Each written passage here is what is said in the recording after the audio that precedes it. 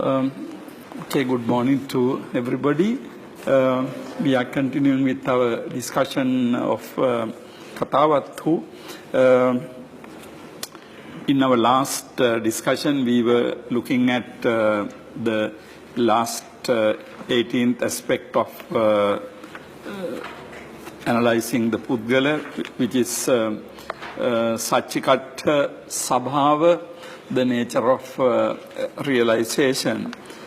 In fact, I would like you to pay your attention to textually there is a difference between the Burmese text and the text we have in Sri Lankan edition, because when I was preparing my paraphrase, I was using Sinhalese script Buddha Jayanti version. But in the Buddha Jayanti version, Sacci Sabhavanuyoga is ended with my paraphrasing which I have given, and then the rest of the things I have mentioned as additional mode. I'm talking about page 25 of my handout. This as additional modes. Actually, if you look at the Burmese text, in the Burmese text, all these things are included in the Sacchikatta Paramattha. Okay? So you may be thinking why there are these additional modes. Actually, according to, so there is, it is not very important difference. Only thing is, the difference of the placement. But in the Sri Lankan edition, the Sacchikatta Paramattha ends with the argument which we did about the existence of Nirvana. Then after that, the rest of the thing is separated. But in the Burmese text, things to the end of Puggala Katha has been included in the Sacchikatta Paramattha. So, but anyhow, I think that I go by the, in this analysis by the Sri Lankan Buddha Jayanti edition. So according to that, we have several additional modes which have not been given names. So in my handout, I have given names to these things because, they are different from Sacchikatta Sabhava. Before going into additional modes, I would like to look at the last argument that is on the page 24. Sakavadi asking the person who has attained Nirvana, exists in Nirvana, Attha, or does not exist in Nirvana. If he exists in Nirvana, then he is eternal. Now this argument, the word used here is attha, attathang, athi, attha. Now attha basically used to refer to meaning, but of course there are other translations, possible translations too. Here I think that the word attha is used to refer to, attha means the purpose or the goal. I refer to here in the Sutta Nipata, there is a stanza which goes as Atthangatassa na pamanamatti yenanang vajju tantassanatti. Atthangata. In fact, if you look at the English translation, in the English translation, they refer to this use, and they say that this is somewhat, the strange use. But I think it is not really strange if you understand Attha as Nirvana. So Atthangata means the person who has attained Nirvana. In the Sutta Nipata, you have Atthangatas na pamanamatti. There is no measure to measure the person who has attained Nirvana. So here also it looks like Attha refers to nirvana. So, Sakavadi asking the person who has attained nirvana exists in nirvana, attha, or does not exist in nirvana. Now, if he exists in nirvana, then he should be eternal. Then Paravadi says one should not say so. If he does not exist in nirvana, then he is destroyed. And the Paravadi says that one should not say so either. Now, it is very interesting here whether the person exists in nirvana or does not exist in nirvana. Now, so Sakavadi tried to get the Paravadi to answer, yes, he exists in the nirvana. But then nirvana is considered to be, timeless. Okay? Then if nirvana is timeless, then the person who has realized nirvana also has to be timeless. So that is why he says eternal. Then Paravadi says, no, one should not say so. Because here I think the issue is not really about the Puggala, but about nirvana.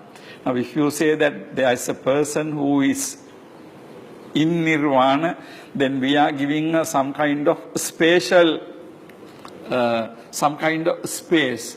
Nirvana as some kind of space. Some people could really misunderstand nirvana to be a place. Nirvana to be understood in a sense of space. Now, I remember there is another discourse which says that how many people realize nirvana or not, there is no increase or decrease in nirvana.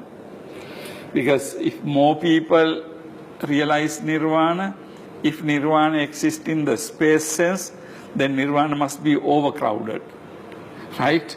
And then if less people realize nirvana, then nirvana must be sparsely populated. Because if you understand it in the space sense. But nirvana is not a space, nirvana is not a place.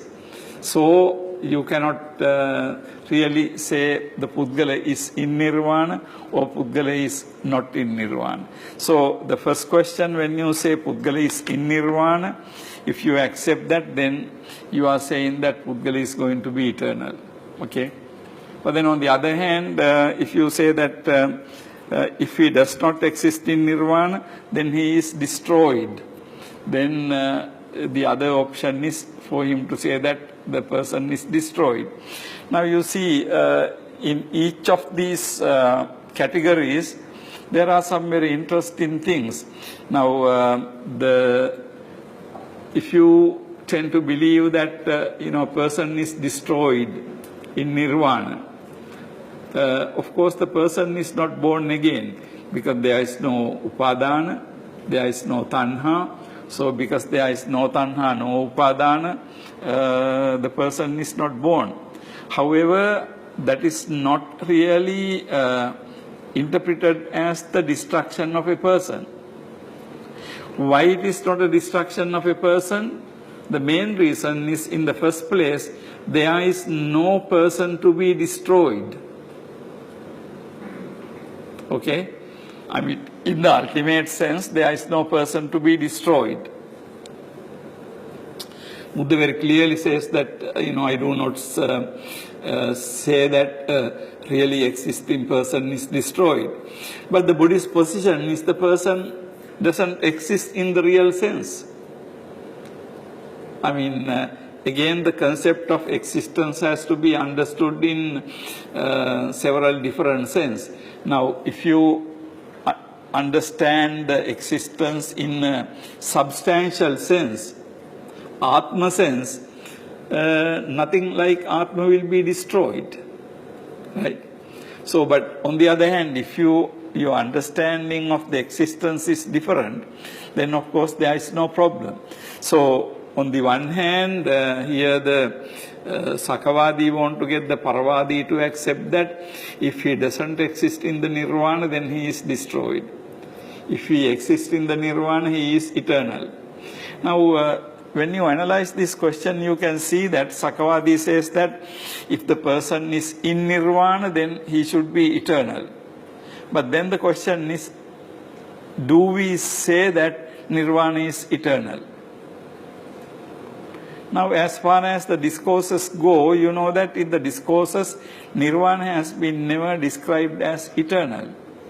Eternal in the Pali, the term, discourse term is sassata. And then the opposite term is asassata. Sassata and asassata. Now, in the discourses, they never use these two adjectives to describe nirvana. But we have questions like sassato loko, asassato loko, whether the universe is eternal or whether the universe is not eternal. But we never have a question about whether nirvana is eternal or nirvana is not eternal. Because in order to attribute the adjectives such as sassata, asassata, you have to understand something in the spatial space sense. You have to think about some kind of really existing object, some place. Then you can talk about whether it is sassato or asassata. But then even that question, has been rejected by the Buddha. But whatever it is, you can talk about sassata and asassata if you understand it as in the sense of space, something that occupies a space. So, in a way, you can even question Sakavadi's question. Because how can Sakavadi can say that if the person is nirvana, he should be eternal. In order for him to be eternal, then nirvana should be eternal. But then we don't use the term nirvana is eternal.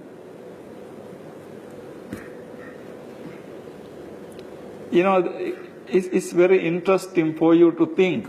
Now we talk about nirvana. And then the Theravada understanding is that nirvana exists objectively.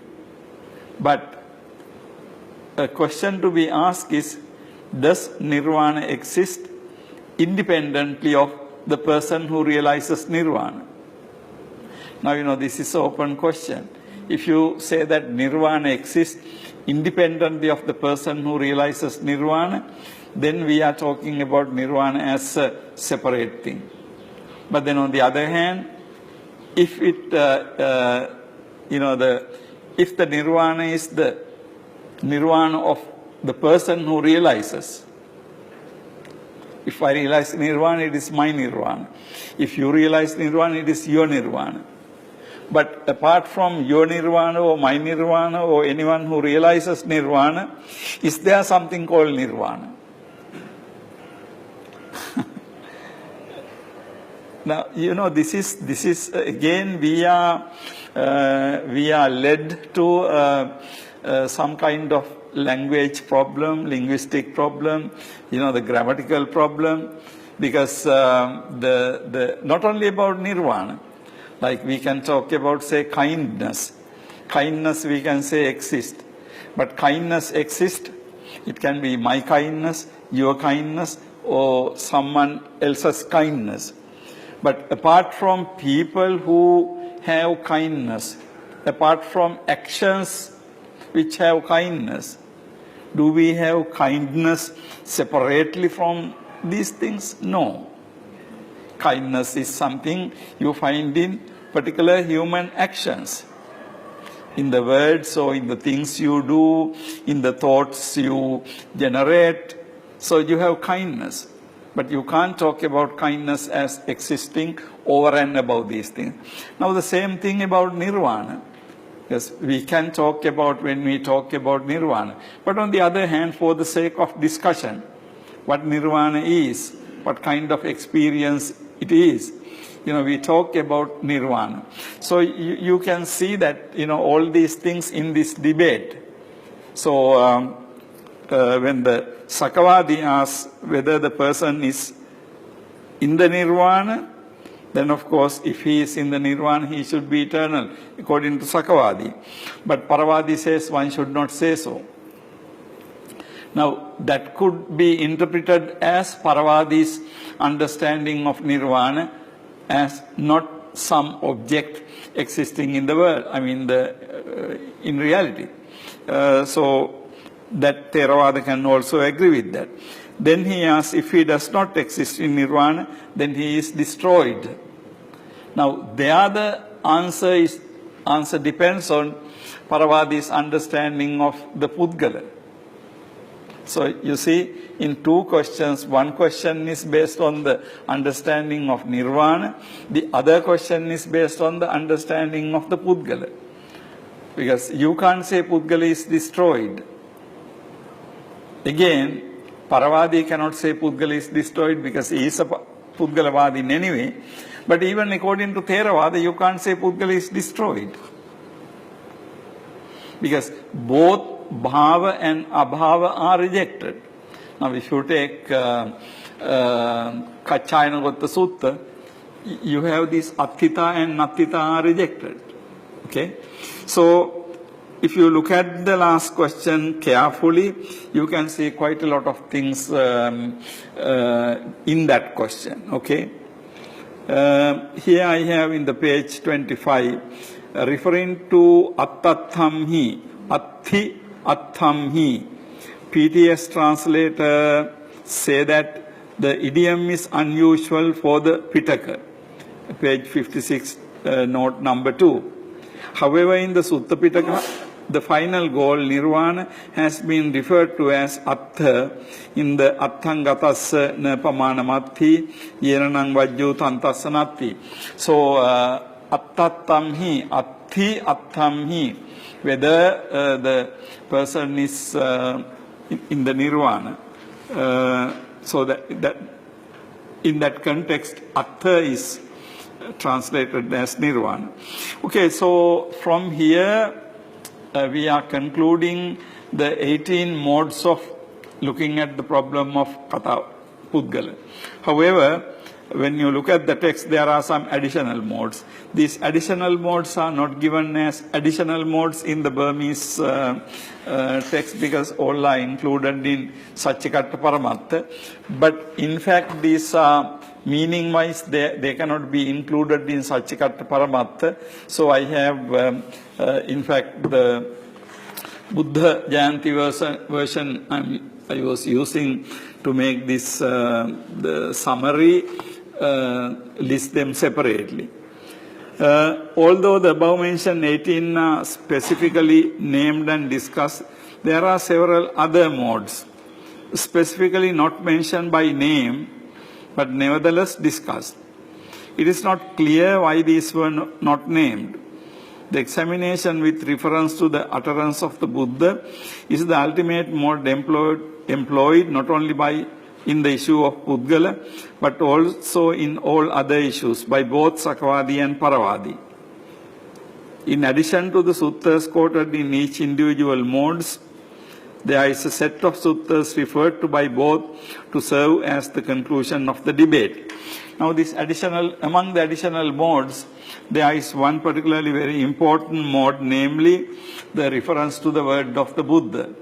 Now, that particular step is taken not only in this Puggala Katha, but in every discussion of Kathāvatthu, you have ultimately both opponent and proponent referring to the word of the Buddha. The reason is, in fact, in the history of Buddhism, you have these different matters of debate because of the various interpretation of the word of the Buddha. So these issues did not come out like overnight. They have been among the Buddhist monks, they have been debated for a long time. Then finally, we are talking about after 2.5 centuries. From the parinirvana of the Buddha, we can see Kathāvatthu being compiled. But of course, these issues have been debated all along. Right? We know that there were similar issues, some issues, even during the time of the Buddha. Even some of the disciples of the Buddha had some wrong understanding about, now in the Maha Tanha Sankhya Sutta, Sati had the belief that Viññānaṁ Sandhāvati Saṅsarati Ananya. So he thought it is the Viññāna that goes without any change from existence to existence. And Buddha showed him, that is completely wrong view. And also in the Majjhima Nikaya, you have Alagadupama Sutta, where Arittha Gaddabadhi Pubba, this particular disciple of the Buddha, he thought that Antarayika Dhammas are not really Antarayika. So like that, they have a wrong understanding of the word of the Buddha, even during the time of the Buddha. But luckily when the Buddha was there, people could go to him and, get clarifications. But once the Buddha is gone, after the Parinirvana, you don't have the Buddha there, but only the Dhamma is there. So people develop various types of debates, the issues, and they could not agree. So that is why, we have all these issues in the Kathāvatthu. So therefore, it is very interesting that both Sakavadi and Paravadi ultimately resort to refer to the statements of the Buddha. As I said in the very early discussion, something very interesting is when Sakavadi or Paravadi refers to the word of the Buddha, there is no debate between the two people about the authenticity of the word of the Buddha. Now, whatever the Sakavadi present as the word of the Buddha, Paravadi accepts. Whatever the Paravadi refers to as the word of the Buddha, Sakavadi accepts. That means both seem to have had commonly acceptable canon, commonly acceptable Sutta Pitaka. Now, historically, I think this is also very important because we know over the time different Buddhist traditions developed their different Pitakas. Now, for example, scholars have found, I think, about 8, I'm not exactly sure, versions of Vinaya, and they have been published. So, different Nikayas had different Vinaya versions. They do not differ very much in the main things like Parajika and Sangha, I don't think they differ. But they differ in other minor rules. So some have even up to 300. Theravada tradition has for the monks 220 and 314 for the nuns, bhikkhunis. But there are other traditions which have more rules or even, I think the least number of rules is really Theravada, 220. But other traditions have more.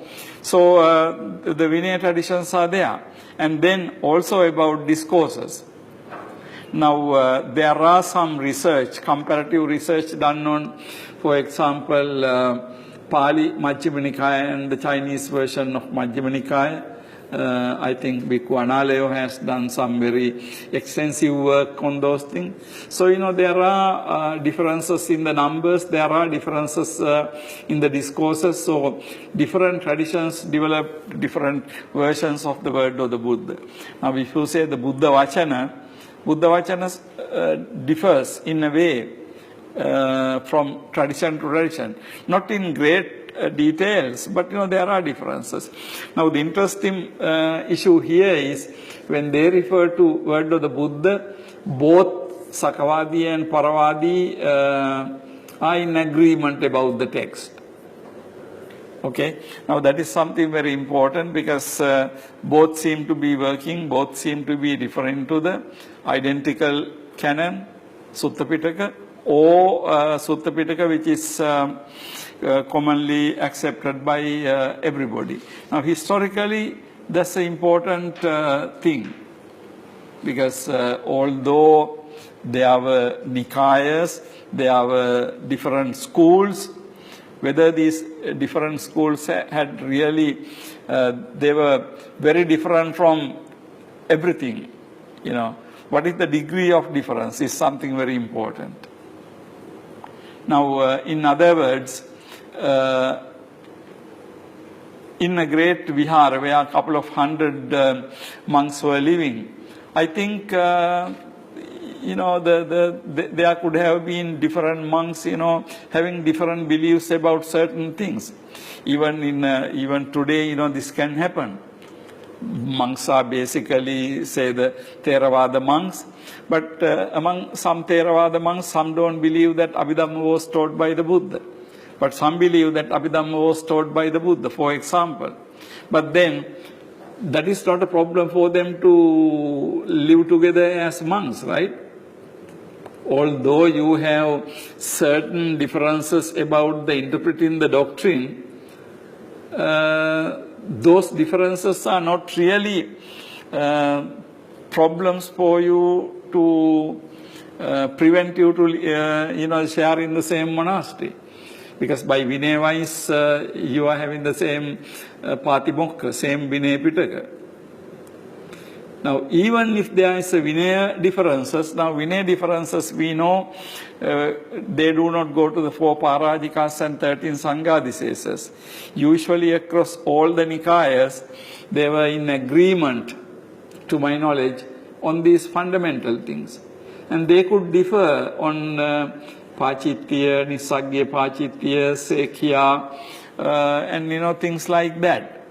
But not on the fundamentals. So which means that even though we are talking about different schools, whether all these schools really lived separately from each other is something historically determined. Only reason we can think that they were physically separated because in geographically different locations, these traditions develop, right? And imagine a situation where, in India, like today here in, the Mandalay and Yangon, about in the ancient time, even today, it takes a day to, the people to go between the two places. Like in ancient time, it could be that, the people never, went between these two places in their whole lifetime. So there's a good possibility that, there are different traditions, of course, develop in different locations simply because physically they are separated.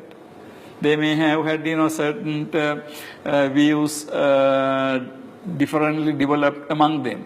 So that we have to understand. But anyhow, the interesting thing is when you look at the statements quoted by both Sakavadi and Paravadi, you can see that they both agree on this. Another very important thing is among these statements quoted, they do not refer to Abhidhamma. And also they do not refer to Vinaya. Because these monks, these schools were divided not really on the Vinaya. They were divided on the Dhamma, on the matters of the Dhamma. They were not referring to Vinaya matters. So again, you can see that as bhikkhus, all these look alike.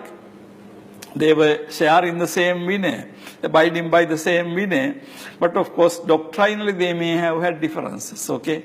So that historical sense we have to be clear. Otherwise, we could be thinking that, these are different schools, different Nikayas, they appeared differently. People can say, okay, this one belongs to this Nikaya and the other belongs to the other Nikaya. I don't think, anything like that. These are different views and opinions and interpretations. Some shared, some did not share with other. So the sense of the school, unless they were geographically separated. Now when we look at the names like Andhaka, Uttarapataka, we know that they refer to some places. So Uttarapataka can be very far from all the others. Andhakas can be Andhra Pradesh, I'm not sure. But, like that. So different physical locations. That was the most important thing. Not that, they were really very different from each other. So, those are some of the historical matters we need to, be, careful about. Now, let me go through with you these additional modes. Now, among the additional modes, actually, these names given, Bhavana Yoga and Vedana Yoga and all that, they are not given in the Kathāvatthu text. Looking at the content, I put those names. So, the examination by becoming, Bhavana Yoga. The issue is examined with reference to the concept of Bhava, attributing to it characteristics such as impermanent, constructed, dependently arisen, anicca, sankhata, paticcasamuppanna. Having the nature of being exhausted, kaya dhamma, having the nature of getting decayed, vaya dhamma, having the nature of non-attachment, not deserving attachment, viraga dhamma, having the nature of cessation, nirodha dhamma, and having the nature of change, viparinama dhamma. So, bhava anuyoga, whether the in connection with bhava. So, whether these things are related to bhava. So, now the argument is, Puggalo king nissaya tittati, bhavang nissaya tittati. Bhavo aniccho sankato paticcasamuppanno, kaya dhammo, vaya dhammo, viraga dhammo, nirodha dhammo, viparinama dhammo ti amanta. Puggalopi aniccho sankato paticcasamuppanno, kaya dhammo, and so on. Then Paravadi says, nahevang vattabbe. One should not say so. Okay. I think it is page 64, right? Okay.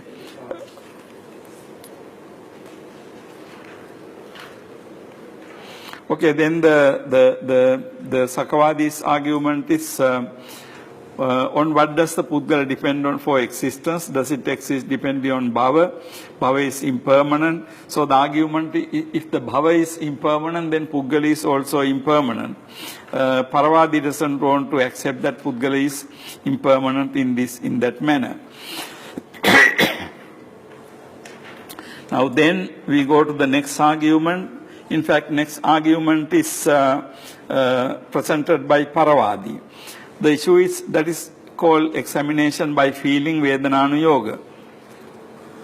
Paravadi asks, should not one say that Puggala exists as real and ultimate fact? Yes. Is there no one who on feeling pleasurable feeling knows that he is feeling it? Yes. If such a person exists, then you must say that Puggala exists as a real and ultimate fact.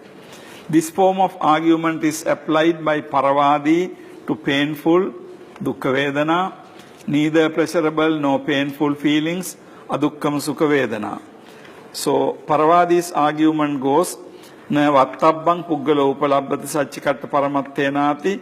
Sakavadi says yes to it, amanta.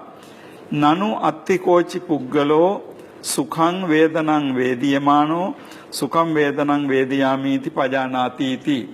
Now, is it not the case that there is a person who, when experiencing the Sukha Vedana, knows that he is experiencing Sukha Vedana? Sukhang Vedanang Vediyamiti Pajanati, then Sakavadi says Amanta. Then Paravadi says, Hanchi Atti Kochi Sukhang Vedanang Vediyamano, Sukhang Vedanang Vediyamiti Pajanati, Tena vatare vattabbe Puggala upalabbhati Sacci katta paramattenati. If there is a person who experiences, who knows that he experiences, then you must say that the Puggala exists. Now, if you look at this example, this example is important because the idea is that Sukhang Vedanang Vediyamano, Sukhang Vedanang Vediyamiti Pajanati. Now, when one experiences the Sukha Vedana, he knows that he experiences Sukha Vedana. So, at one level, you experience the Vedana. Next level, you know that you experience the Vedana. Now, there can be situations, we experience Vedana, but we are not really conscious about it. But then here the important thing is you not only experience Vedana, you know that you are experiencing Vedana. There is a difference here. Now someone can ask, can I experience something without knowing it? Actually, knowledge can have different degrees there. Now very often, now when you are sitting, you are sitting, I am standing, we have various different feelings, but we are not very conscious of those things because our mind is on something. But then, can we say that we are experiencing those things? In the strictly speaking, if we are not aware of something, you cannot say that you are experiencing it, right? Although your foot aches by sitting or standing, but are you aware of that? Knowing, experiencing something, knowing that you experience it, knowing something and knowing that you know it. Now, it looks like we are talking about two different things. Now, if I say about knowledge, I know something. But then if I say, I know that I know it, that's a second degree, different level, right? So at one level, I know something. At another level, I know that I know it. But then can we say the same thing about experiencing? I experience something, I know that I experience something, but then the question is, can you experience something without knowing it?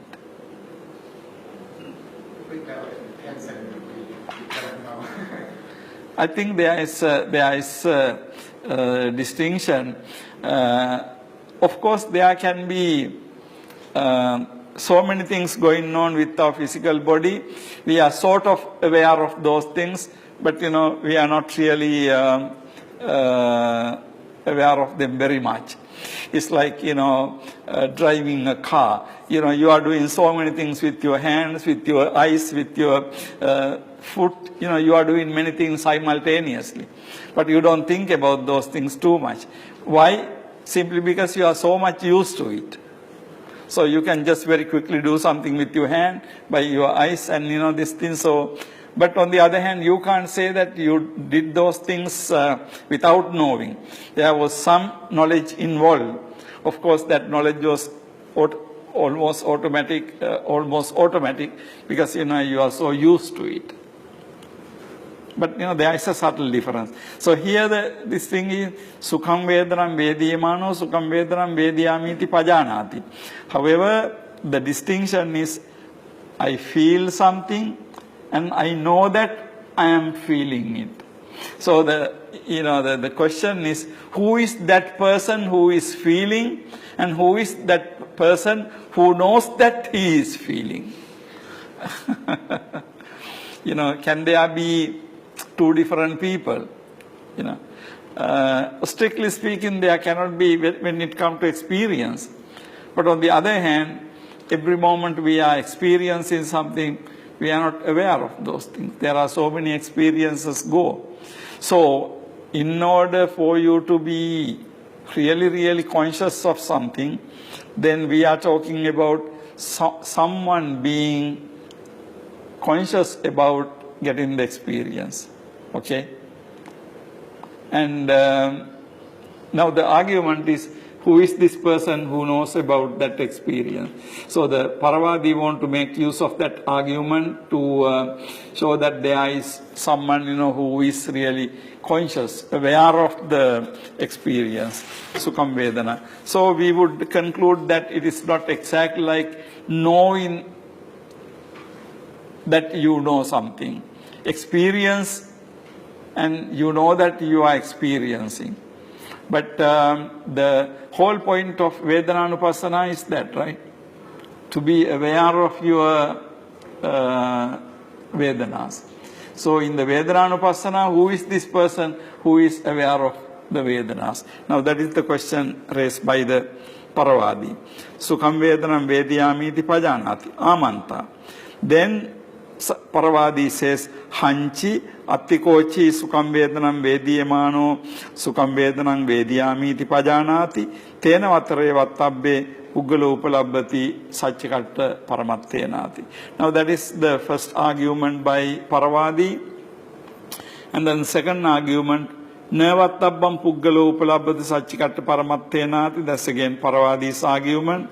Amanta Nanu Attikochi Dukkham Vedanam Vediyamano. Same argument, Adukkam Sukham Vedanam Vediyamano. So actually Paravadi's argument is Sukha Vedana, Dukkha Vedana, Adukkam Sukha Vedana. So all these three Vedanas, whether the person who knows. So this is the same argument. Okay.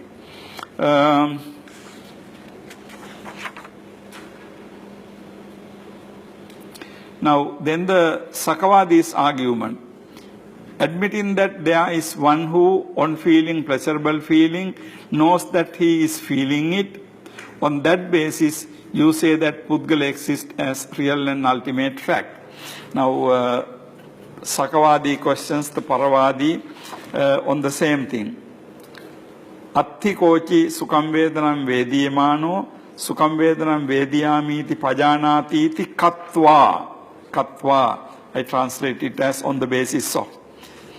Tenacha karanena Puggala Upalabbati Sacci Paramattenati. That's a question. Then Paravadi says, Amanta Yo Sukham Vedanam Vediyamano Sukham Vedanam Vediyamiti Pajanati Sweva Puggalo. Yo Sukham Vedanam Vediyamano Sukham Vedanam Vediyamiti Ne Pajanati Naso Puggaloti Nahevang Vattabbe. Then only the person who experiences the Vedana is the person, and one who does not know is not person. So you can see that the personhood is transfers to the other matter. So the Sakavadi's question is that one who knows that he is feeling pleasurable feeling alone, Puggala, and not the one who does not know. One should not say so. Actually, if you look at carefully, you can analyze this again. You remember we discussed the distribution of the terms. So, we can analyze this particular thing according to distribution of terms. Whether only the Puggala who knows it is a Puggala or others are not Puggala. Simply it is a matter of whether you can distribute it or not. However, Paravadi says one should not say so. Sakavadi applies the same form of argument to the other two forms of feeling. So both Sakavadi and Paravadi present three arguments based on three types of feeling. Then the next argument by Sakavadi, admitting that there is one who, on feeling pleasurable feeling, knows that he is feeling it. On that basis, you say that Puggala exists as a real and ultimate fact. Paravadi agrees. The pleasurable feeling is one who knows that one who is feeling pleasurable feeling is another. One should not say so. Sakavadi applies the same form of argument for the other two types of feeling. So there what happens is Attikochi sukam vedanam vediyamano sukam vedanam vediyami iti pajanati iti katva tenacha karanena puggala upalabbati saccikatta paramattenati amanta paravadi Anya sukha vedana anyo sukam vedanam vediyamano sukam vedanam vediyami iti pajanati iti nahevang vattabbe. Then anya dukkha vedana. So the vedana is one, the person who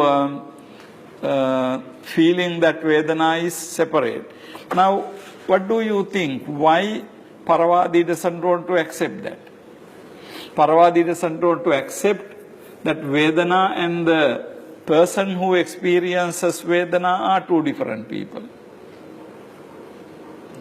Strictly speaking, we can say, when you talk about Vedana and the particular Vedana and the person who experiences Vedana, if you look at grammatically, X experiences Y.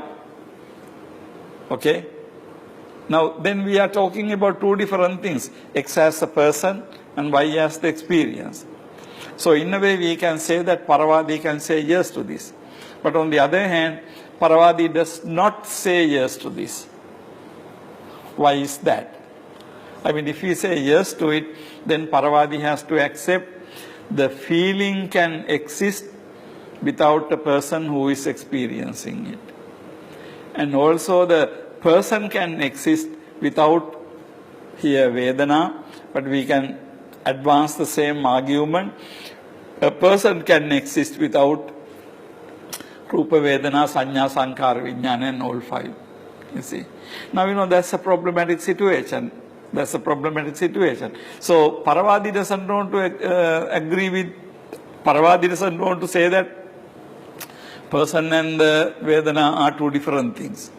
They are inseparable according to, it's interesting thing is both Paravadi and Sakavadi doesn't want to accept anything like that. So, the reasons are pretty clear.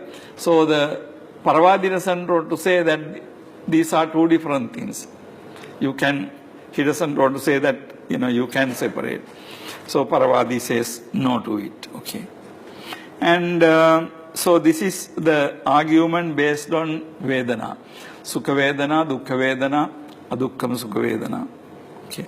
We will move on to the next arguments based on the examination by establishment of mindfulness, Satipatthana Anuyoga. The issue of Puggala is examined with reference to the four bases of mindfulness, Kaya, Vedana, Chitta, Dhamma. Question is, Paravadi asks, should not say that Puggala exists as a real and ultimate fact. Sakavadi says yes. Is there no one who lives contemplating on body? Yes. If there is one who lives contemplating on body, then you must say that Puggala exists as a real and ultimate sense. Paravadi applies the same form of argument to the rest of the three contemplations, feeling, consciousness and phenomena. Now this Paravadi's argument is based on the Satipatthana. Now in the Satipatthana, again we have similar. Na vattabbam puggalo upalabbati saccikatta paramattenati amanta. When the Sakavadi gives that answer, Paravadi asks, Nanu attikochi kaye kayanupassi viharati iti. Amanta. Hanchi attikochi kaye kayanupassi viharati. Tenavatare vattabbe puggalo upalabbati saccikatta paramattenati. So if you have Kaya, Vedana, Chitta, Dhamma, and a person who is looking at Kaya, Vedana, Chitta, Dhamma. So in a way, Paravadi's argument seems to be pretty strong argument there, because we are talking about Kaya, Kayanupassi viharati. One lives contemplating on the body. So the one contemplates on the body. You can separate your body from yourself. Right? That's the idea.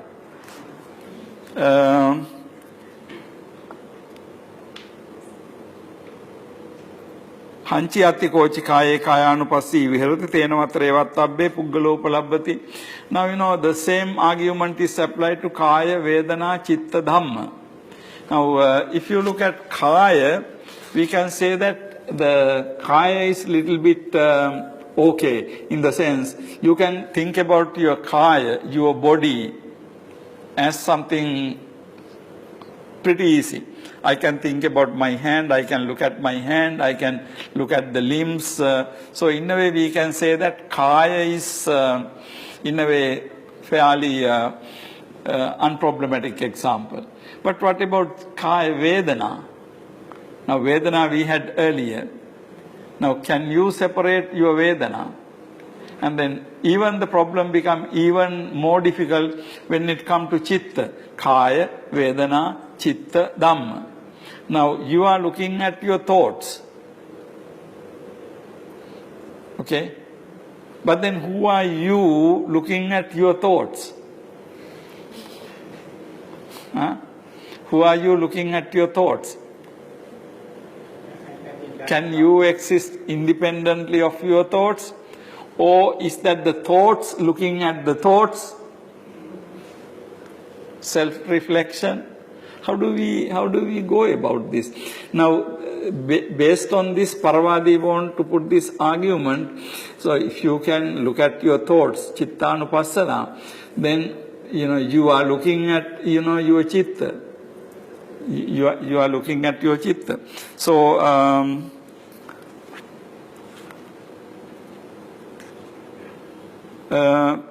the separation is, the Paravadi's argument seems to be that if you can look at your chitta, if you can look at your vedana, in the Satipatthana, we are talking about two different things. Chitta separately, and also person who is anupassati, looking at these things as separately.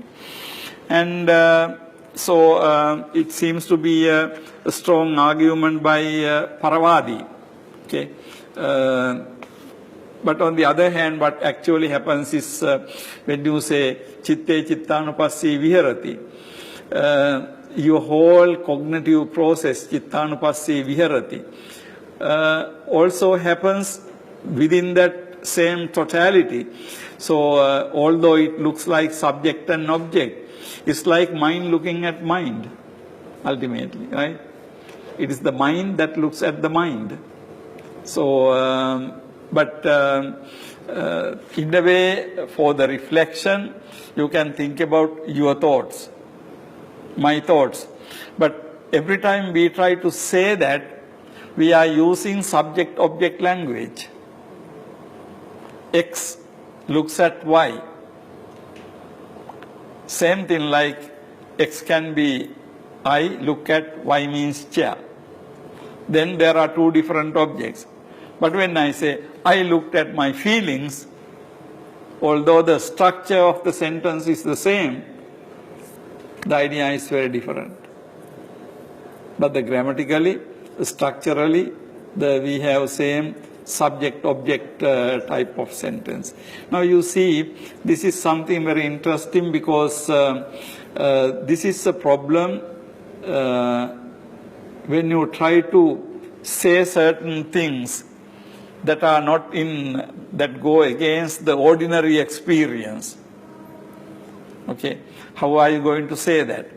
Because your language is made to express your ordinary experience.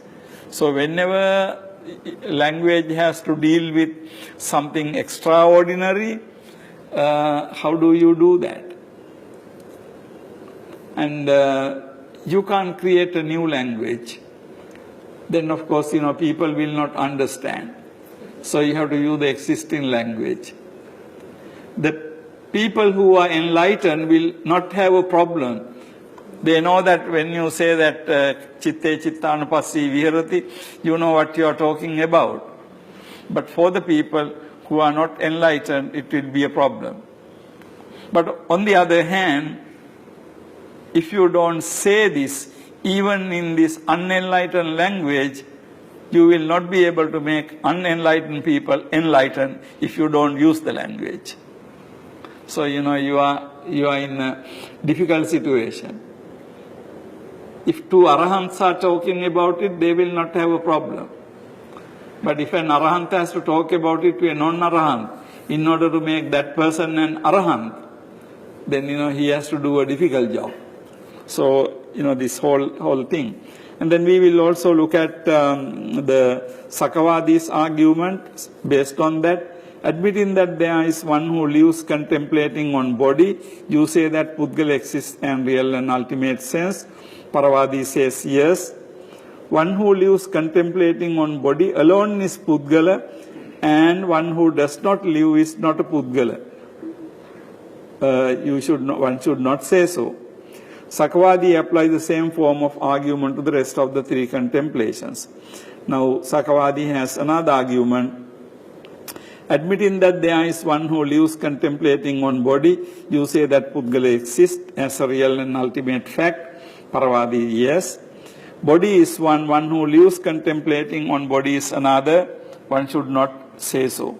Now again, that is not acceptable even to the Paravādi.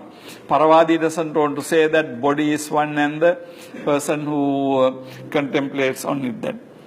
Saccavāthi applies the same form of argument to the rest of the three contemplations. Vedana is one, person who experiences Vedana are separate. Now, you see, even according to Paravādi doesn't want to say these things are two separate things. But on the other hand, Paravādi's previous argument seems to be based on that, you are talking about two different people, two different things. Kāye kāyānupassī viharati or chitte chittanupassī viharati. You are living, looking at your mind. So the argument seems to be that you is one, your thoughts are different from you. But on the other hand, this answer shows that even Paravādi doesn't want to say they are two different separate things. So the Paravādi's position is also difficult because he doesn't want to say that these two are two different things. Okay, so now this Satipatthāna example is I would say a very interesting example because it shows that we are sort of distancing ourselves. Actually, that is a part of the meditation, I understand. Because you must be able to put yourself and separate yourself from your thoughts. But that is only as a technique for meditation. Right? You must be able to see your thoughts. But actually you are not really separate from the thoughts themselves. So why is this practice? The practice has to be understood as referring to, that is how to develop your mind.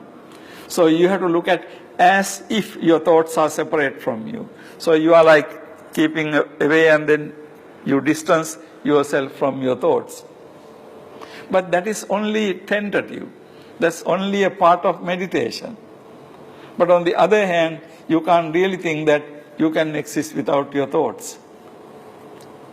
But you are not only your thoughts, you are also Rupa, you are also Vedana, you are also Sanya, you are also Sankhara, you are also Vijnana.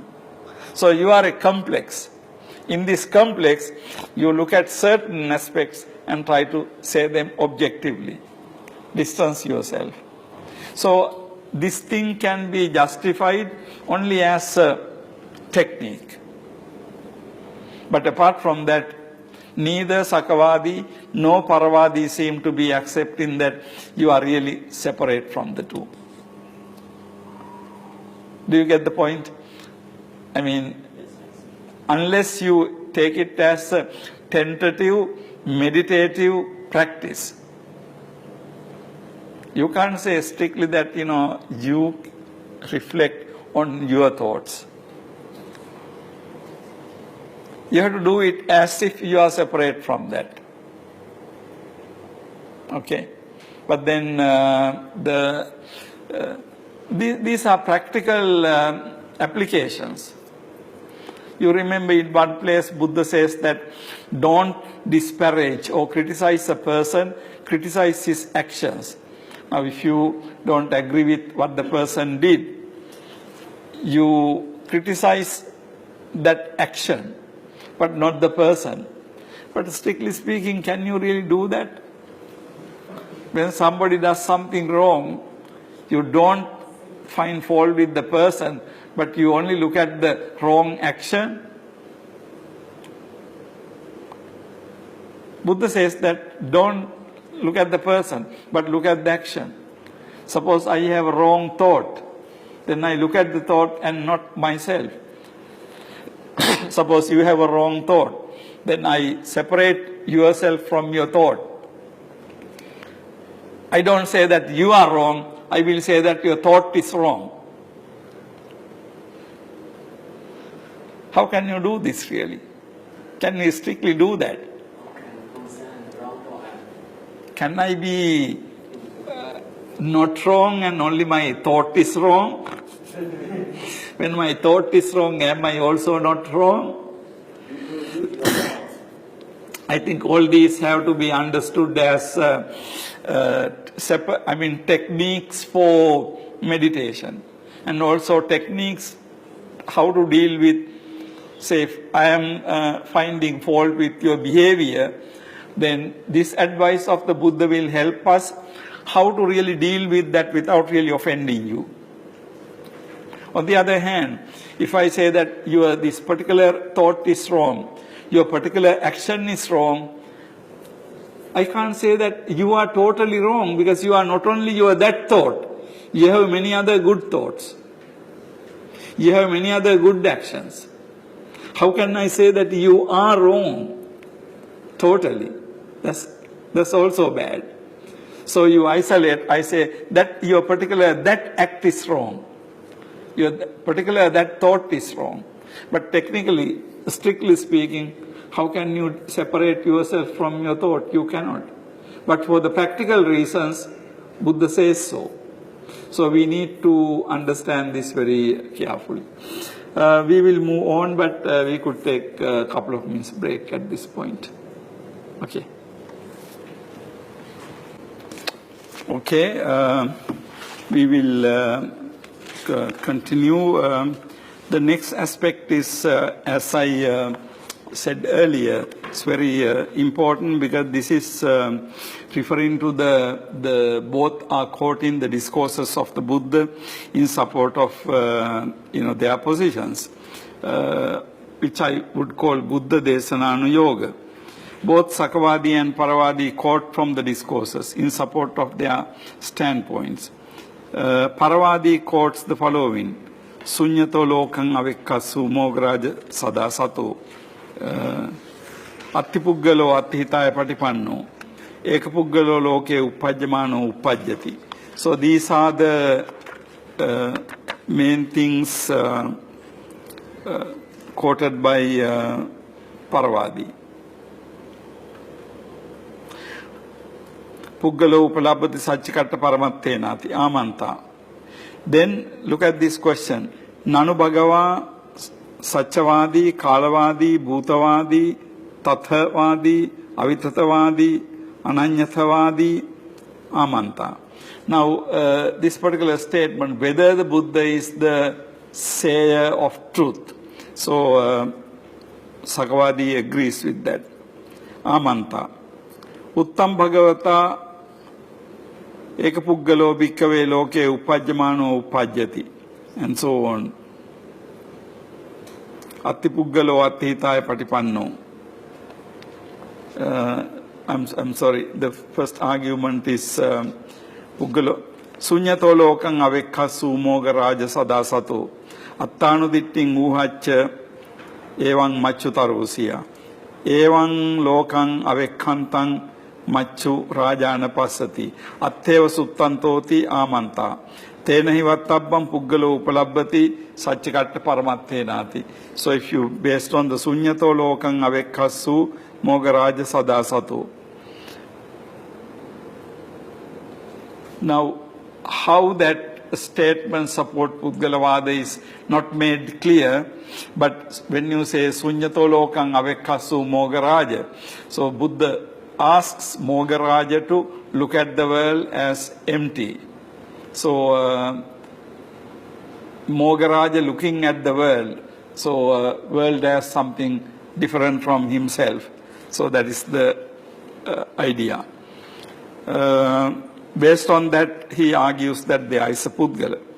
Now again, as I said about the Mogaraja Sutta, both Sakavadi and Paravadi do not have a problem. They accept both, but then they differ in interpretation. Puggalo avekkatiti amanta. Saharupena avekkati, vinarupena avekkatiti, saharupena avekkatiti. Tanjivan tansariranti nahevan vattabbe. Vinarupena avekkatiti, anyan jivan anyan sariranti nahevan vattabbe.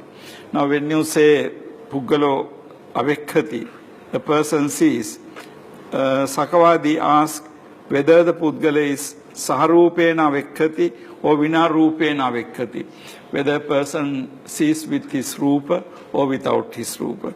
Of course, you have to say Saharupena avekkati because you can't talk about a person existing without Rupa. Then, Tang Jivan Tang Sariranti, whether the Jiva and Sarira are the same, Paravadi says Nahevan Vattabbe. Vinarupena Passatiti, if of course the person sees without Rupa, then you have to accept Anyan Jivan Anyan Sariranti, then Paravadi says Nahevan Vattabbe. Now this Tanjivan Tansarirang Anyan Jivan Anyan Sarirang, this has been rejected by the Buddha in the 10 Avyakruta questions. Again, the reason is, if you look at Tang Jivan Tang Sarirang, Sarira is body, Jiva is Atma. Now the question is whether Jiva and Atma are the one or two. Now, if you accept to answer this question, then you already accept there is something called Atma. There is something called Jiva. So without committing yourself to a wrong belief, you can't accept the question. So the very acceptance of the question as a valid question, you are in trouble. Right? I mean, if you say Tanjivan Tansarirang is a good question, then what you say is there is something called Sarira and there is something called Jiva. Now, Jiva is interpreted as Atma. It's something like, the acceptance to answer whether Atma is blue or black. The moment you are going to talk about what color is the Atma, you already have accepted the existence of Atma, right? Without accepting the existence of Atma, you can't talk about the color of Atma, right? Clear, no? So it is something like that. When the Paravadi quotes Sunyato Lokang Avekkasu, Sakavadi asks these questions. Puggalo avekkati, amanta. Saharupena, whether the Puggala is with Rupa or without Rupa. Then argument continues. Puggalo avekkati iti amanta. Abhantar gato avekkati iti bahiddha nikhamitva avekkati iti. Abhantar gato avekkati iti. Tanjivan tan sariranti. Nahevan vattabbe. Bahiddha nikhamitva avekkati iti. Anyan jivan anyan sariran. So either way again, if you say. But interestingly again, Paravadi doesn't accept either. Then we have the Paravadi's argument. Navattabbam Puggalo Upalabbati Sacci Katta Paramathenati Amanta Nanu Bhagava Saccavadi Kalavadi and so on.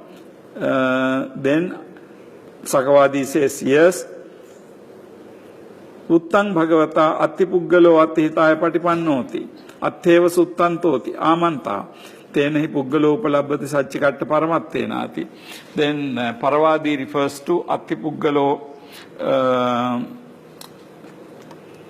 Attahitaya Patipanno and so on. Actually, if you look at Anguttara Nikaya and some places, this Attipuggalo type suttas there are hundreds. Okay, So when Paravadi produces this one sutta, of course he must be referring to all these suttas where Buddha talks about Puggala. So Atti Puggalo Atti Hitaya Patipanno. Then Navattabbam Puggalo Upalabhati Sacci Katta Paramattenati Paravadi continues Amanta. Then Nanu Bhagava Saccavadi and so on Amanta. Uttam Bhagavata Eka Puggalo Bhikkave Loke Uppajjamano Uppajjati Bahujana Hitaya, Bahujana Sukhaya and so on. So again the similar thing. So these are the three references to the suttas that made by Paravadi to support Paravadi's argument. And then we will move on to Sakavadi. Puggala Upalabhati Sacci Katta Paramattenati Amanta. Nanu Bhagava Saccavadi Kalavadi so on. Paravadi says yes. Uttam Bhagavata Sabbe Dhamma Anattati Atteva Suttantoti Amanta. So the first is Sabbe Dhamma Anatta. And then in page 27 I have listed these things. Dukkha Dhammang Uppajjamanang Uppajjati and so on. Next one is Kinnu Sattoti, not Sattoto. Kinnu Sattoti Pachesi Mara Dittigatannute. Correct that, not Sattoto but Sattoti. Kinnu Sattoti Pachesi. Sunyoloko ti, that I is missing there. Bante Vucchati. Sunyoloko ti Bante Vucchati. Attaniva Bhikkave Asati Attaniyang Meti Asati. Tayo me seniya Sattharo Santo Sangvidyamana Lokasmi. Okay. Now these are the statements given by Paravadi.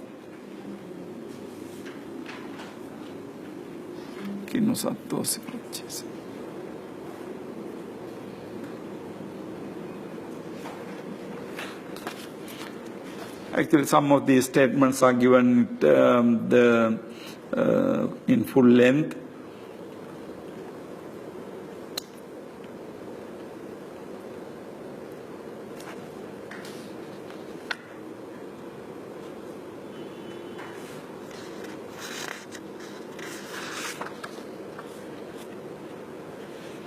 Okay, so this all references, all statement referred to by two people.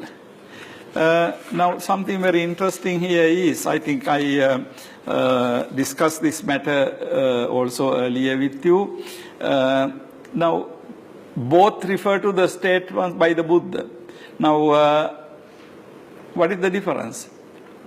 Here, of course, you know, according to the text, Paravadi produces only 3.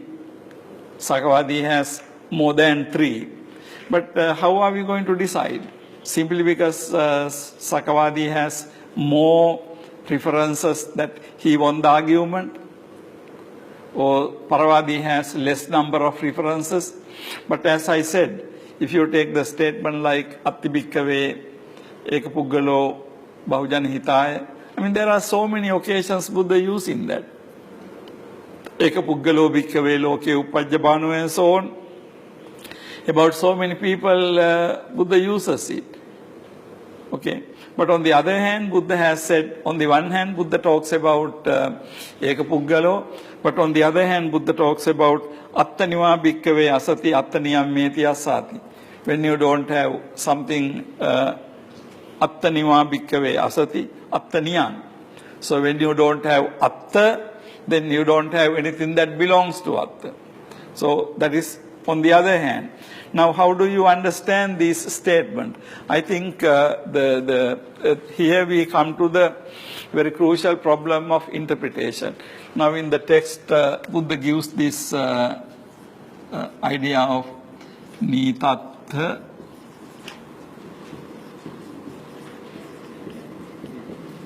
Neyatha. So, Nita,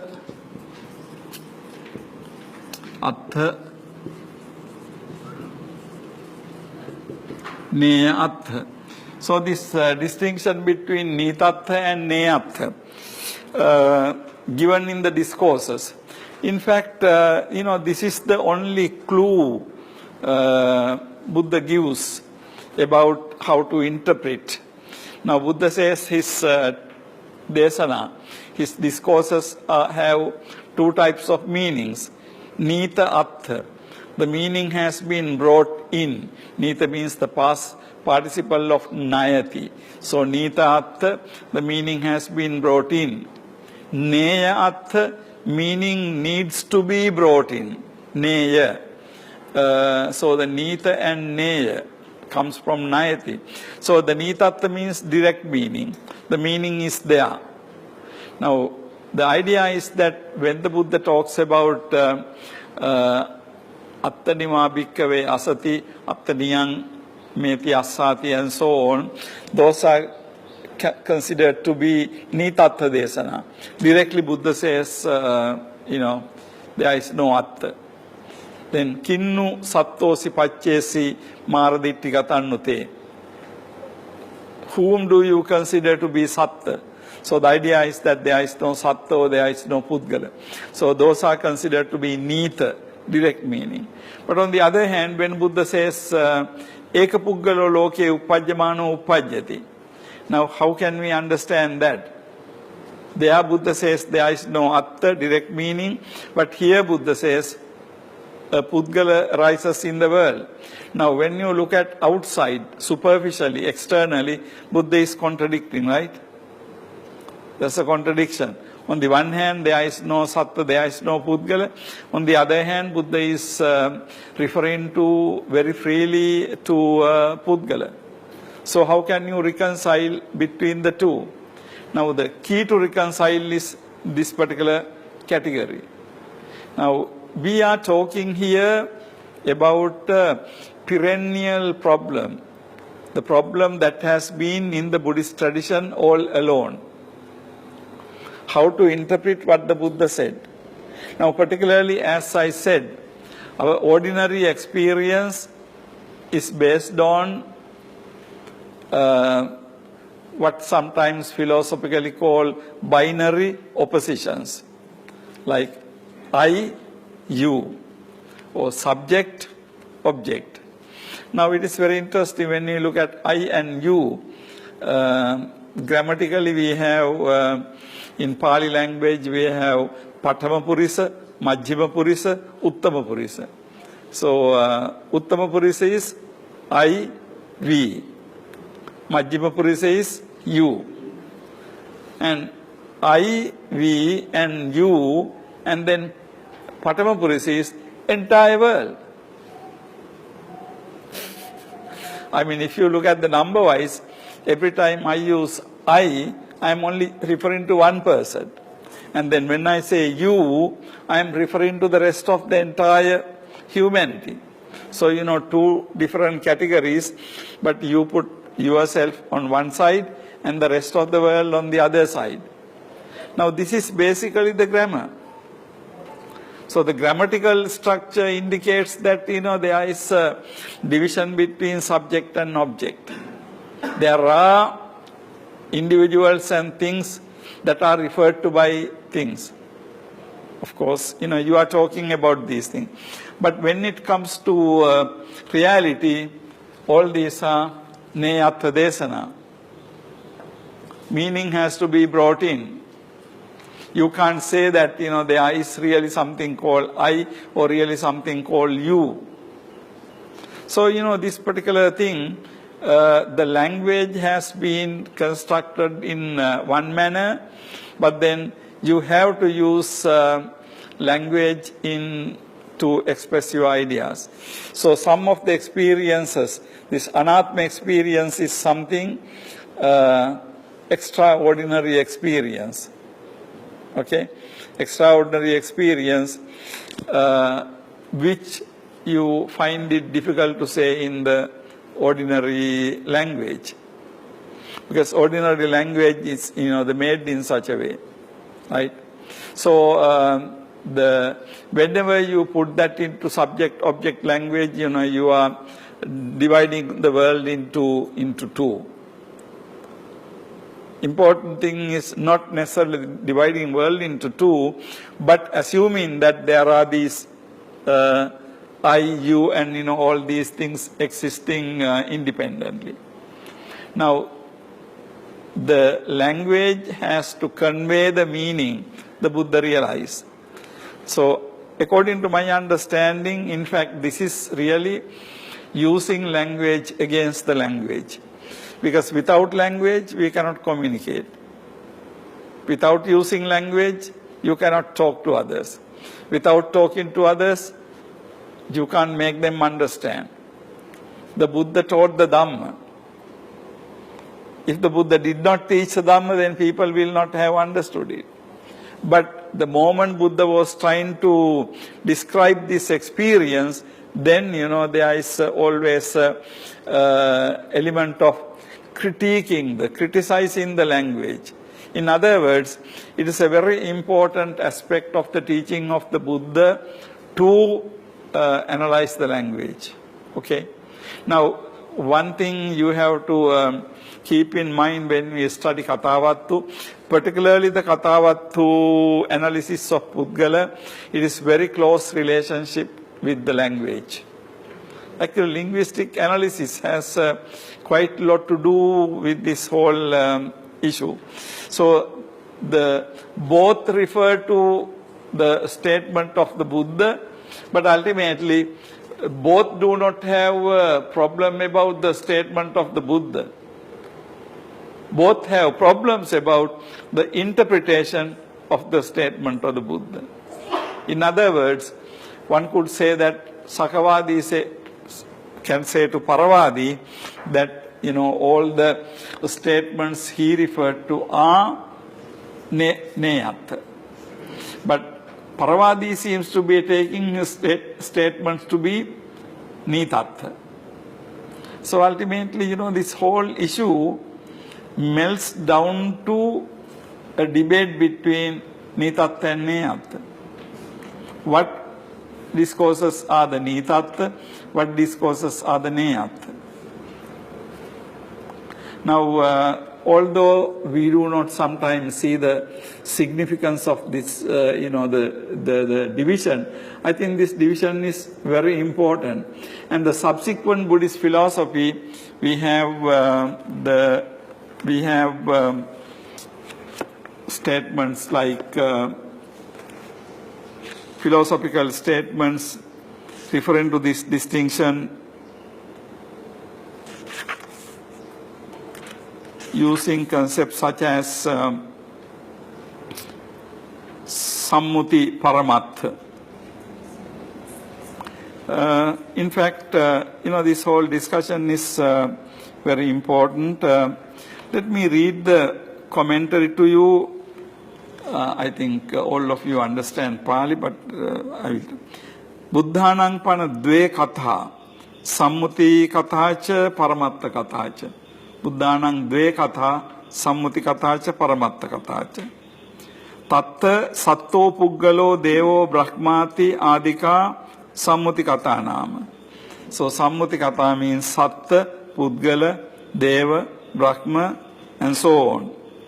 Aniccan dukkang anatta khanda dhatuyo ayatanani satipatthana sammappadanati adika paramatta katha nama. So paramatta katha is aniccan dukkang anatta. Tattha yo sammuti desanaya sattotiva brahmativati vutte janitung pativijjitung niyatung arahat jaggahang gahetung sakkoti.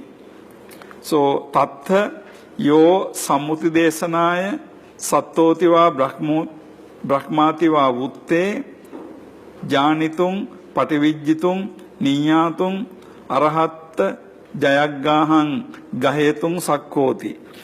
So, when Buddha says those things, if you understand, then you can know it. Tassa bhagava aditova sattotiva puggalotiva posotiva devotiva brahmativa kateti. Yo paramatta desanaya aniccanti dukkhantiva adisu anyataram sutvava janitum pativijjitum niyatum arahatta jayagahang gahetun sakkoti tas aniccanti adisu anyatarang kateti. So what it means is Buddha would use these two languages. If there is a person who can realize the Dhamma by listening to Satta, Puggala, Deva, Buddha will use that language. But if there are people who could understand the Dhamma by listening to Anicca, Dukkha, Anatta, Buddha will use that language. So these are the two different languages. The reason why Buddha uses two different languages is depending on the people. Some people can understand Nitatta Desana, some people can understand the Neyatta Desana. So Paramatta Desanaya Aniccanti Pativijjitun Niyatum Arahatta Jagahang Gahetun Sakkoti Tassa Aniccanti Adisu Anyatarang Kateti. Tata Sammuti Kathāya Bujjanaka Sattas Na Patamang Paramattang Kateti. Tata Sammuti Kathāya Bujjanaka Sattas Na Patamang Paramattang Kateti. So for a person who can realize by listening to Sammuti Katha, Buddha doesn't tell Paramatta Katha to him. In other words, Buddha doesn't use the Paramatta language to him. Na Paramatta Kathang Kateti. Sammuti Kathāya Pana Bodhetva Pacha Paramatta Kathang Kateti. So first Buddha makes him realize by means of Sammuti Katha, to the extent that the person can realize Sammuti Katha. Paramatta Kathāya Bujjanaka Sattassapi Na Pataman Sammuti Kathang Kateti. So there are people who can realize from the Paramatta, then Buddha doesn't say to them Sammuti. So Paramatta Kathāya Pana Bodhetva Pacha Sammuti Kathang Kateti. So the first Buddha makes him realize by means of Paramatta, and then would talk on the basis of Sammuti Katha later. Pakatiya Pana Patamangeva Paramatta Kathang Katentas Desana Lukahara Hoti Tasma Buddha Pataman Sammuti Kathang Katetva Pacha Paramatta Kathang Katenti.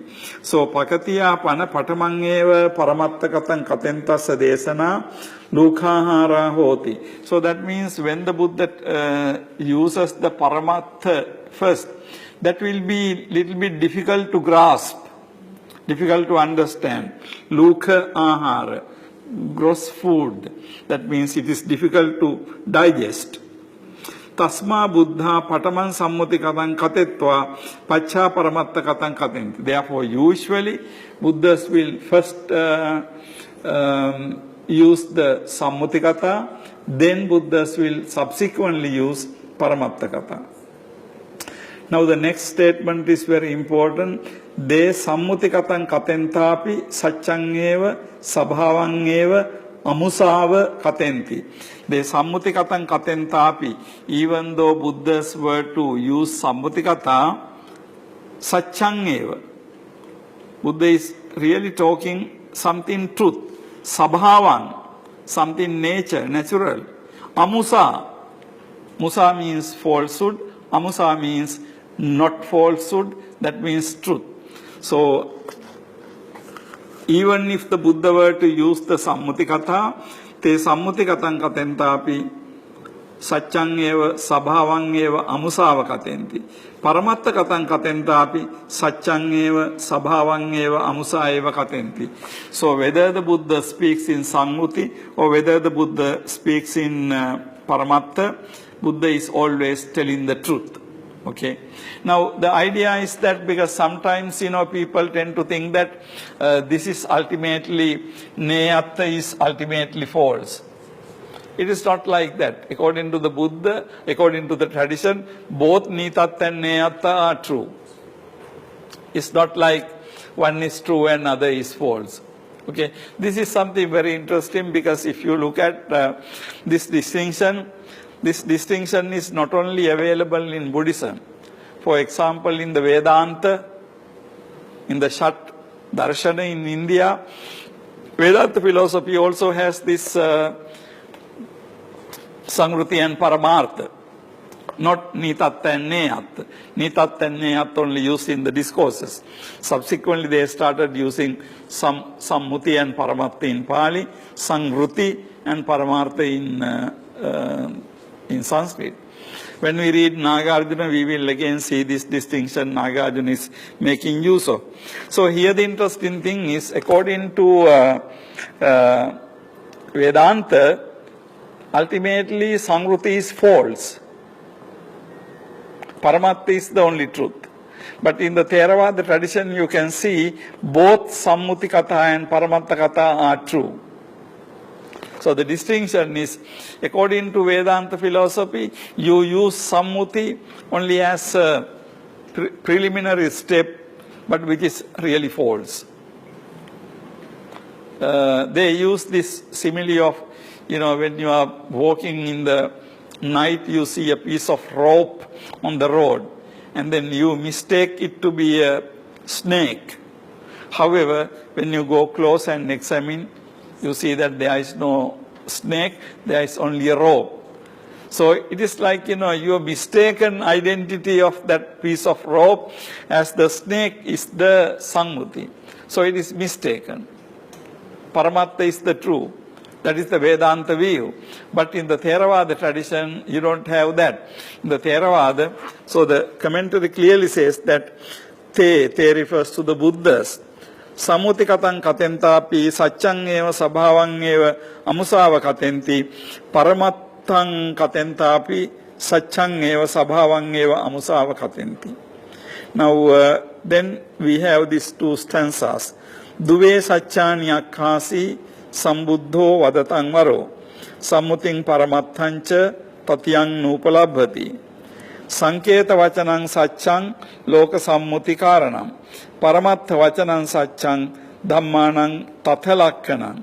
So duve saccani akkasi sambuddho vadatang varo. The Buddha used two truths. Duve saccani akkasi. What are these two truths? Sammutim paramattancha. Sammuti satta, sammuti sacca, and paramatta sacca. Tatyang nupalabhati, there is no third. Now sammuti paramatta. Sammuti is agreement. Sammuti. Samman. Sammuti. So sammuti is like Sangha sammuti, agreement of the Sangha. So sammuti sacca means agreement by the people. Actually, according to Buddhism, language is the agreement of the people. I mean, the names we use do not have any particular meaning inseparable from the object. Now we call this pen because everybody calls this pen. And in order to teach somebody what this is, in English we use the word pen. Everybody knows this as a pen. However, if we decide today, all the English speaking people, now we will call from today, midnight, this is chair. And that we call pen. Then from tomorrow, everybody when they call chair, they know that they are referring to this. Pen, they are referring to that. Agreement. I mean, nothing changed. You call this chair, nothing happens to it. Only thing is we put a label. So we take one label from that and we put another label to it. So it's sammuti is basically something like that. Now this view, when we know more about philosophy of language of Buddhism, this view is the very much different from the Brahmanic view of language. According to the Brahmanic view of language, words refer to the objects, they don't refer to any other objects. Because words refer to the essences of the objects. We don't want to go into details of that at this moment. But basically, according to Buddhism, sammuti. So the sammuti is sammutim paramattancha, tatyang nupalabhati. So duve saccani akkasi. Now, next one, sanketa vachanam saccam loka sammuti karanam. Sanketa vachana. Sanketa vachana means symbol. So to call this pen is a symbol, Sanketa Vachana. Sanketa Vachanam Saccang Loka Sammuti Karanam, because it is the agreement by the world. To call this pen is the agreement. So Sanketa Vachanam Saccang Loka Sammuti Karanam. So it is true because it is the way the world uses it. Sanketa Vachanam Saccang Loka Sammuti Karanam. Paramattha Vachanam Saccang Dhammanam Tatalakkanam. Paramattha Vachana is such because that is the nature of things. Dhammanam Tatalakkanam. Let me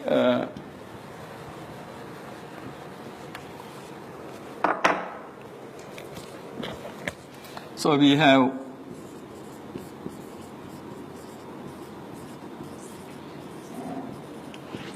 Sanketa Vachanam Saccang Loka Sammuti Karanam.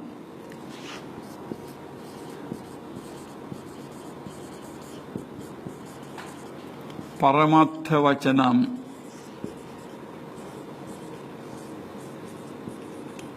Saccam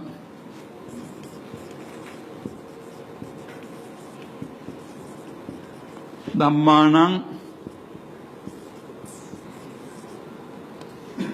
Tatha Lakkhanam. Tatha Lakkhana. Tatha means Tatata, Avitatata, Ananyatata and so on. Tatha means the real. So Paramattha Vachanam Saccang Dhammanam Tatha Lakkhanam. Paramattha Vacana is true because it is the Dhammanam Tatha Lakkhanam, the true nature of the phenomena. Dhammanam, phenomena, Tatha Lakkhanam, true nature, true character. So the Paramattha Vachanam Saccang Dhammanam Tatha Lakkhanam. Sanketa Vachanam Saccam Loka Sammuti Karanam. Now this explains why both are true. Okay? Both are true in different sense. Certain things are true because the world has agreed to use those terms to refer to these things. So it is true. But on the other hand, Paramattha Vachanam Saccam Dhammanam Tatalakkanam, the nature of the true nature of the. So this refers to anicca, dukkha, anatta and so on. So you see here something very interesting when it comes to the interpretation of what the Buddha said. How are we going to interpret? Now, when we read Kathāvatthu, we can see that one of the most important thing is in here, particularly when it comes to Buddha Desananu Yoga, referring to the word of the Buddha. Ultimately, it hinges on the issue of whether it is Nitattha or Niyat. And subsequently, the same concept was evolved to be Sammuti and Paramattha. So what you find in the discourses is Nitattha and Neyattha. What you find in the subsequent philosophical literature is Sammuti and Paramattha. In later Sanskrit Buddhist literature, you have the concept of Samvruti and Paramartha. So this the last, the aspect of Buddha Desananu Yoga is very interesting, depending on the interpretation. Now, this particular aspect can go on and on and on, because, the one party can say, no, this is what it means. Other party can say, no, it doesn't mean that. So, ultimately, it is the interpretation of one party against the other. Now, when Sati had this view, Bhikkhu Sati, Viññānaṁ Sandhāvati Sansarati Ananyam, Buddha could explain it to say that, this is not what I meant. Now, when we don't have Buddha any longer, how are we going to determine, which one is true or which one is false? So, this Kathāvatthu debate is, something very interesting. Ultimately, it hinges on this, two interpretations. Now, final one, I think I described this at the beginning of this. Examination by conceptual analysis, Sankappa Yoga. We will read it, just see that. Although this is given as an instance of the word or the Buddha by Sakavadi and specific reference has not been given. The issue is examined with reference to analysis of three categories of concepts, namely Sappikumbha, Telekumbha, Madhukumbha, Panitakumbha, Kirakumbha, and Udakakumbha. Now, when we say Sappikumbha, it is not a pot made of tea, but a pot containing tea, Sappikumbha, or pot we use to store sappi, tela, and so on. So this is one usage of the term. We say Sappikumbha. It can be interpreted in two ways. Sappikumbha, kumbha made of sappi, or kumbha used to store sappi. Okay. Now, usually we don't have kumbhas made of sappi, right? So, although grammatically two meanings can be given, we have a meaning accepted by the world. The container is the same, but the content is different. Now, if we say Suvanna Kumbha, although structurally similar to other concepts, means pot made of gold, not a pot full of gold. See, if we say Suvanna Kumbha, then Kumbha made of Suvanna.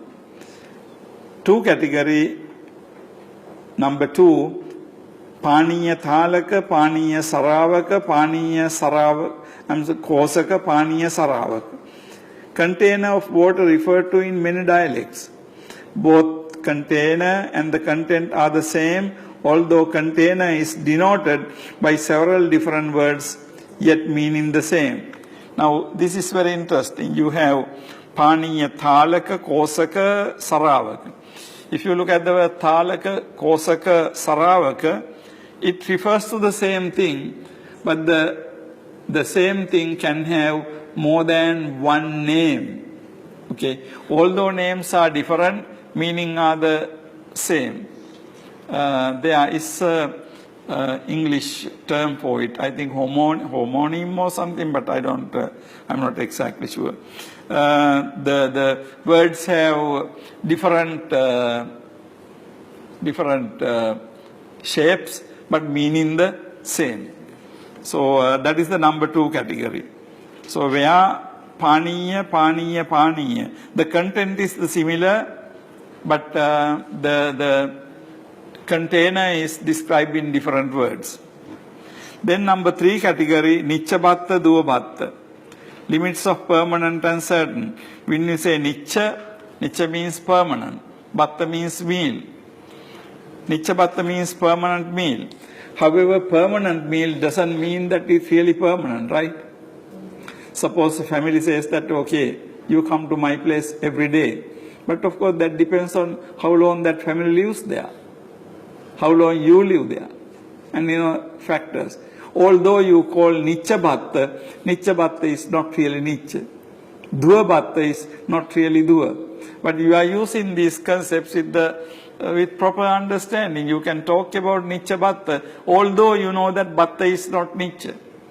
You can also talk about Duvabatta, although you know for sure that it is not Duva. So, Now, what is this really, this number 5 category? I'm not going to write it in the chalkboard because I wrote it the other day. You have it with you. So, the whole thing is, how do we use language? I think this 5th category is very important because it shows the relationship between, ultimately we can say, language and reality. Language and what is referred to by language. In other words, what I am trying to show you is, when you look at the Puggalavada debate, you can see that language plays a very important role here. Okay? Even though, there are so much, But ultimately, quite a lot depends on, the proper use of the language or the philosophy of language, concept and reality, language and objects. Now, the relationship is, basically we use the word language and reality. Or we can say word, we can say object. The relation, the nature of the relationship between. Ordinary understanding is every time we have a noun, ordinary understanding is we have some object to refer to it. That's the nature of the language. But there are many things, nouns, which do not refer to anything. There are certain nouns which do not refer to anything, like according to Buddhism, Atma is something like that. You have a noun, but doesn't refer to anything. When you say Issaro or God, G capital, is a noun, but doesn't refer to anything. However, when you say chair, we say it refers to this object. When we say pen, it refers to object. But there are many other nouns which do not refer to things. But then we use things like kindness. Doesn't refer to a thing, but of course we do use because we are making abstract, like man, woman. You don't see man nor woman. You see particular men nor particular women, but not man nor woman. But we do use those concepts just to generalize or abstract. So, the nature of the language, nature of language and reality, nature of word and object, and their relationship. This is something, very, very important when we study Kathāvatthu debate.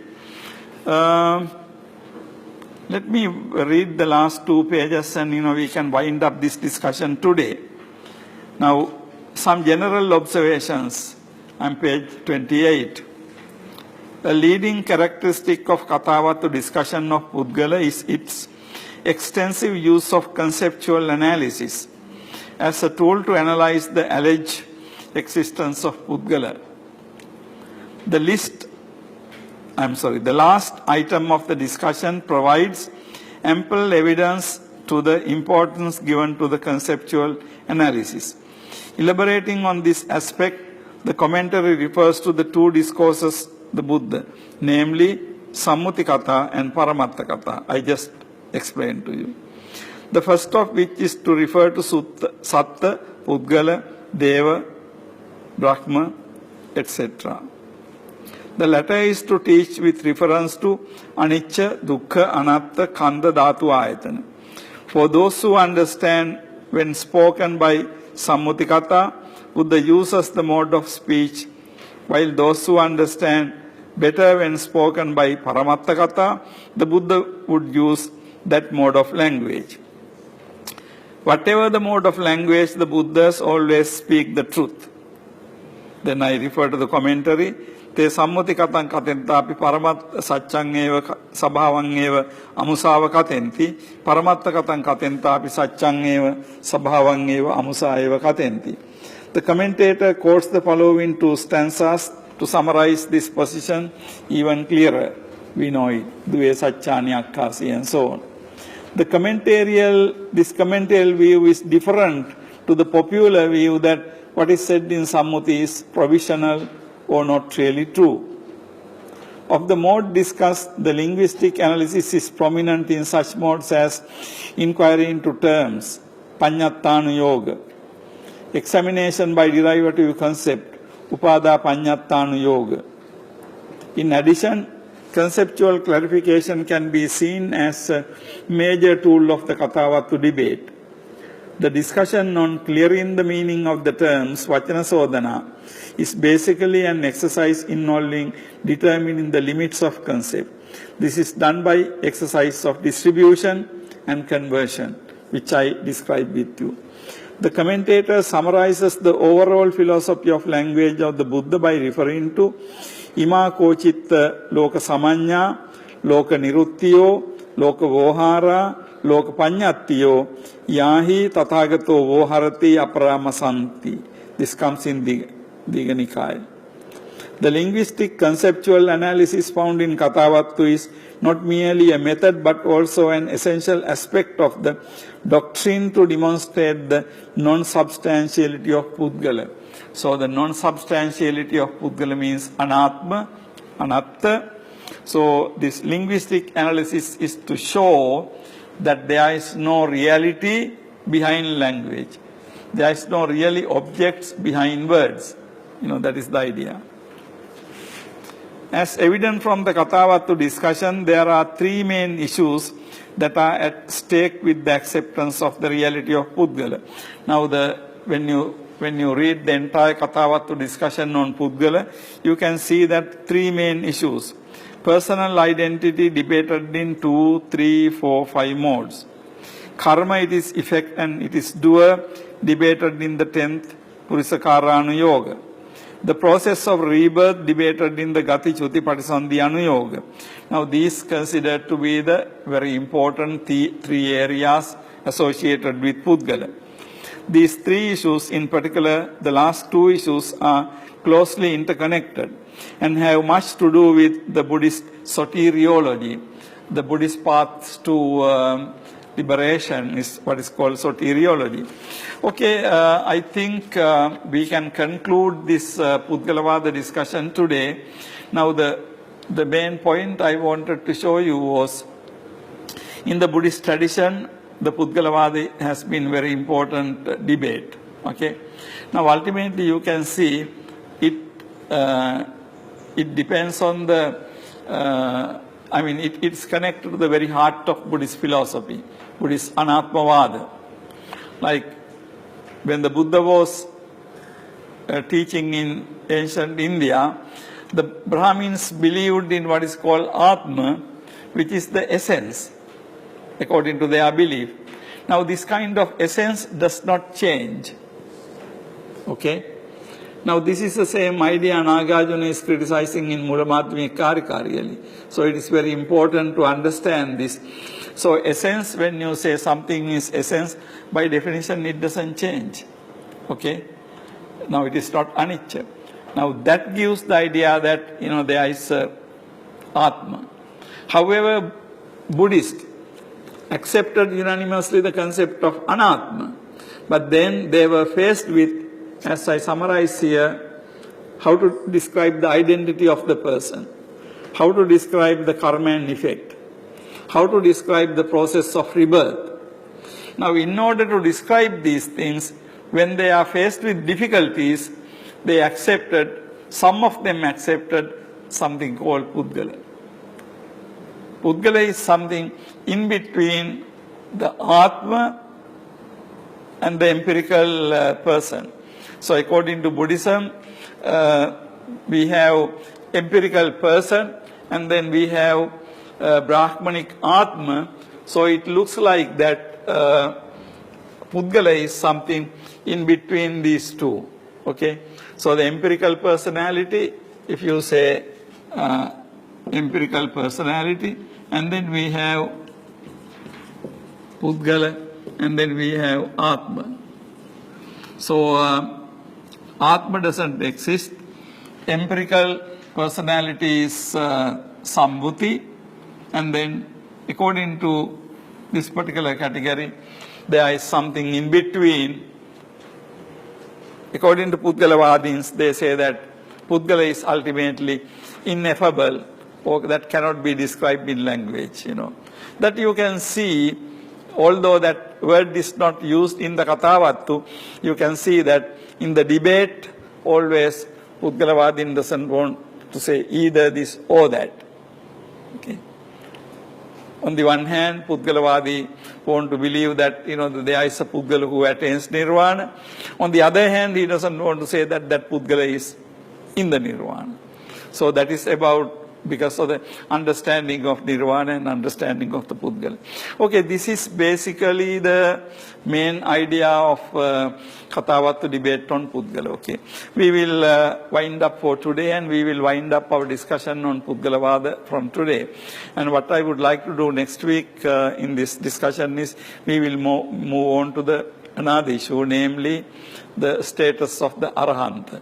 Parihayati Araha Arahatta, whether Arahant loses Arahanthood. That's another debated, interesting issue. We will move on to that next week. So we will wind up our Puggalavada discussion from this today. Okay, thank you very much. Do you have any questions or comments or anything?